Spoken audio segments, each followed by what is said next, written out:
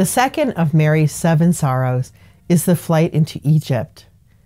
St. Matthew's Gospel tells the story. Behold, the angel of the Lord appeared to Joseph in a dream and said, Rise, take the child and his mother, flee to Egypt, and stay there until I tell you. Herod is going to search for the child to destroy him.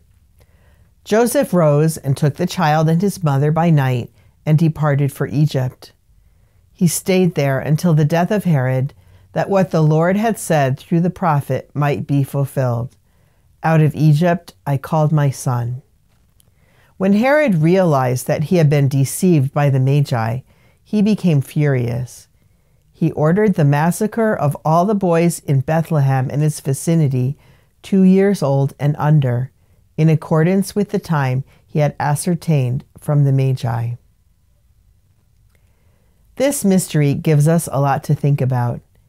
In the flight into Egypt, we see that it didn't take long for Jesus to become a sign of contradiction. And we are reminded that in every age, misunderstanding, opposition, and even hostility accompany the followers of Christ. The cross is always present. The flight into Egypt reminds us to pray for the innocent young victims of abortion, child abuse, and violence of all types, for refugees, migrants, and the homeless, and for those who are persecuted for the sake of Christ. As we remember these worthy intentions, let's also pause and reflect on what the flight into Egypt teaches us about Mary and Joseph.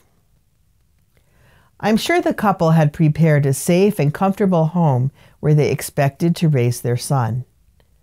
But Jesus was born in primitive circumstances beyond their control. Then they were forced to leave their idea of home behind for good, becoming refugees in a foreign land. In order to protect their very special baby, they left everything behind and experienced insecurities and deprivations of all kinds. But no sacrifice was too great for them. They faced their new situation with courage. After the fiats of the Annunciation and the presentation in the temple, God asked another fiat of Mary and Joseph, drawing them further into the unknown.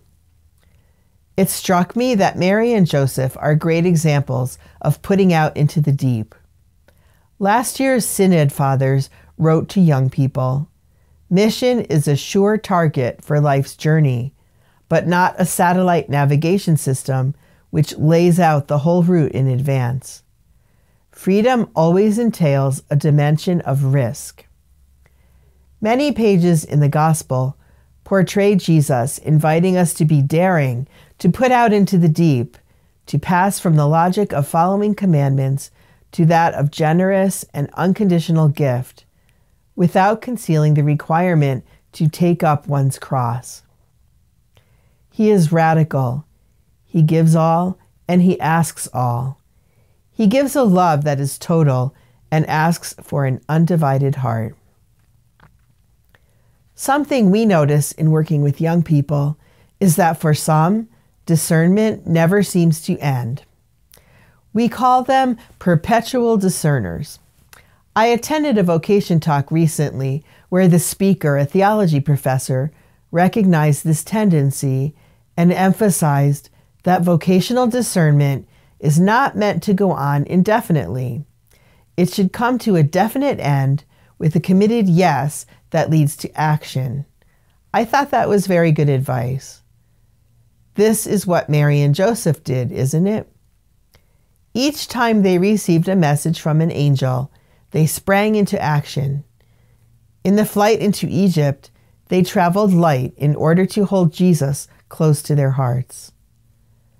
As we ponder this mystery, let's ask for young people the grace to listen attentively to God's voice speaking in their hearts, and the courage to say yes, to take risks and leave everything behind, putting out into the deep and going wherever God leads them, even when he leads them to the cross.